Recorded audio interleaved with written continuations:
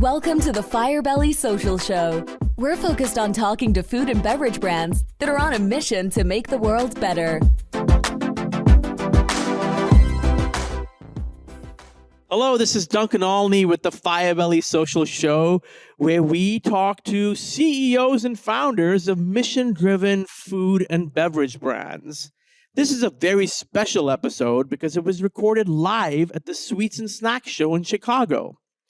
Lastly, this episode is brought to you by Firebelly Marketing, where we focus on making brands more likable on social media. We've worked with brands like Bake Believe, Karma Nuts, Justin Winery, Fiji Water, and a whole lot more, and we'd love to talk to you. Hit us up on firebellymarketing.com.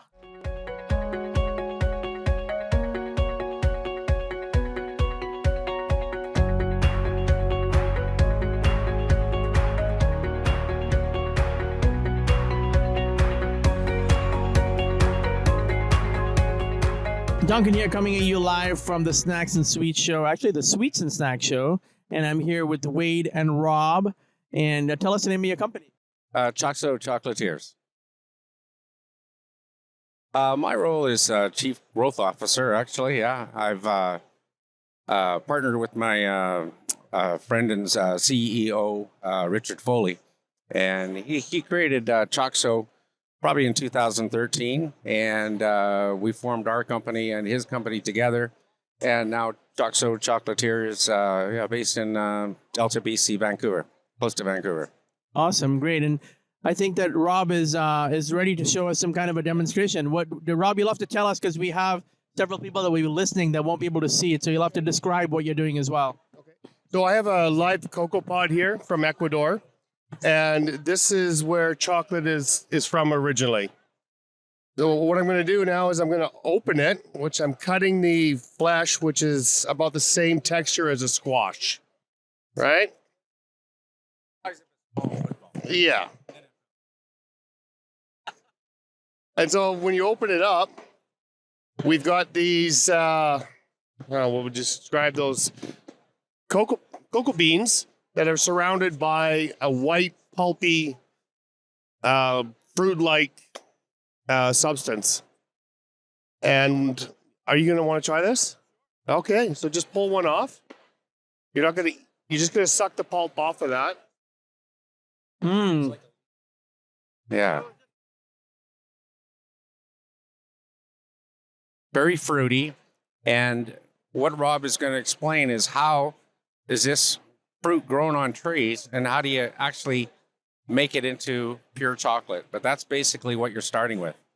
So this will be pulled out of this pod, and it will be left to ferment in a fermentation box. It's very hot, and essentially it breaks down, and all of that white pulp is now going to flavor your bean. So it goes away, and then you're left with just the cocoa bean. Now the next step will be to put it in the sun and dry it. And then you're done. That portion of it. Then it's shipped over to a chocolate maker, and they will roast it, take the little husk off, which is called winnowing, and they will grind it, and then you add sugar and conch it, and that's it. Rob has done an amazing job of a very complex process, I think. It is actually, there's two types of chocolate manufacturing, and one is actually making the raw chocolate, and the other part is actually using the chocolate. So we were involved with business for years using the finished chocolate, and then we really actually wanted to understand how the actual chocolate is derived. And that's a totally different process, and it's very, very interesting. It gets reactions from people. They have no idea where chocolate really comes from. I mean, it's phenomenal when you see it. It doesn't look like that had anything to do remotely with chocolate. And so, Wade, tell us about the company. ChocXO is basically, we are simply better chocolate. We're using beans that actually come from Peru and the Dominican. And we really have found that we've got this perfect recipe with a very high-end bean from these parts of the world And with the way it's roasted, we actually come up with a recipe that is extremely different. But we take these beans that are, they're very sweet and they're fruitful and they're nutty. And so when you have the higher content of a cacao, you usually have a bitter product. But we find that these beans are actually making our chocolate taste much sweeter than normal. So one of our most popular products is an 85, and it's all organic, and it tastes like a 60.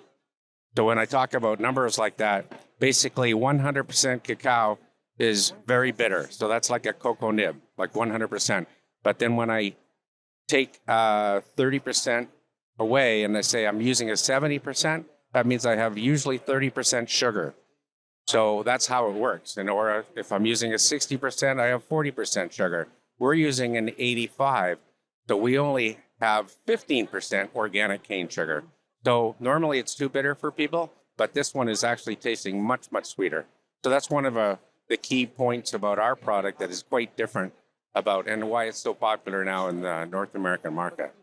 That's amazing that you're doing all this in an ethical way as well. Yeah, exactly. And that's always the biggest, it's a real challenge to try to make sure that everything works perfectly all the way down the chain. And that's one of our challenges that we always are trying to make better all the time, including packaging. Same thing.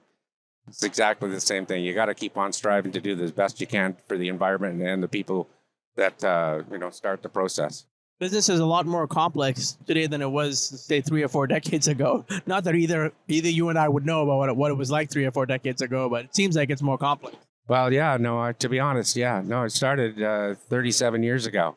And, you're right. It is much more complicated. And I was just telling somebody, all the challenges that you have to go through to survive and grow.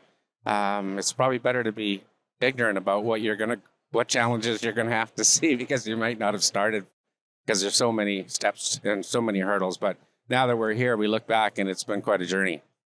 And what's it like? Being having other investors and other people involved. Is it a family business?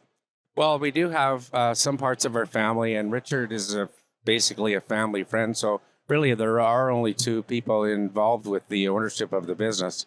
So it's just him and I, and he has the majority of the partnership. But it's been a real blessing because he is exceptional at many parts of the business, and I have my points that I like to work on too, and attending shows like this and assisting the rest of the group as it grows, is kind of what I like to do. So it really has transformed, and now we have some very professional people from different parts of the industry that come and join us and make the company even better. So it's been a real journey, like I said. Well, I love that you're out here meeting people and that you're a humble, friendly guy. What's some big things coming up for you guys? And also, how can people find you?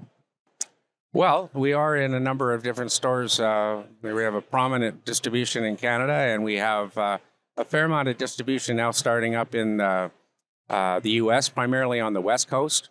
We do have some good natural foods. That's usually our first customer base that we go for because they're organic. But Costco has been an excellent opportunity for us as well. We've done very well with Costco, and they continue to be a good partner. And a lot of people see our products there, and then they go search it out for other places. So that's exciting. We always try to find something different, but it's got to be organic. It's got to be all natural, and it's got to be able to sustain itself. So it's always, that's the fun part. And, we bring our chef here, our chocolatier, who's been with us for quite a long time, and he's pretty knowledgeable. And we had a couple things up our sleeve that we're going to be showing the world pretty quick here. So I love that you brought your chef and chocolatier with you. One last question, Wade. Is there a website that people can find you at? Yeah, it's www.choxo.com, ChocXO.com. Awesome. Thank you so much, and we wish you the best of luck. I appreciate it. Thanks very much. Thanks for listening to the Firebelly Social Show. We'll see you again next time, and be sure to click subscribe to get future episodes.